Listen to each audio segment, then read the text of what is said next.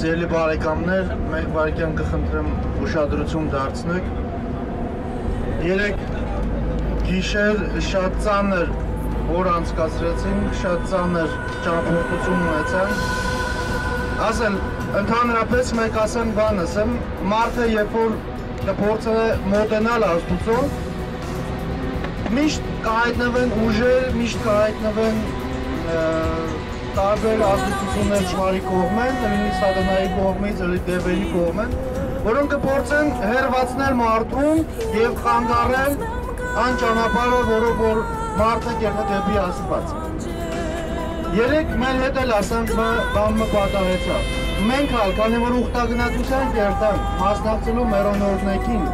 մենք էլ տեսանք կմոտենանք դեպի Աստված։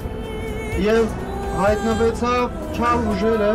եւ տարբեր խորհուրդներով, ակլներով մեզ ճամփեն շեղեց։ Մենք գնացինք անանք ճամփաներով, որ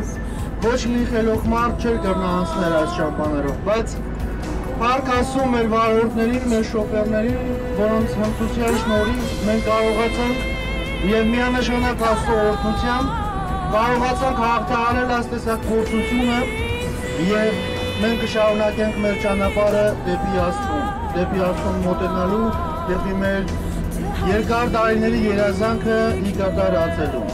Ամենքիդ կցանկանամ համբերություն, սեր, կցանկանամ որ չվահատվենք, չբխրենք, չհուսահատվենք այս երեկվա փորձությունից, այլ ընդհակառակը մեզ ուժ տա, կարողություն տա, որ կարողացանք ասանք դժվարությունը միասնականորեն, միասին, ամենքս բոլորիս խոսքը մեկ եղած, կարողացանք համբերել եւ աղոթքով կարողացանք հաղթահարել բոլոր դժվարությունները։ Թող Աստված պահապան լինի ամենքից, շնորհակալություն վարորդներին եւ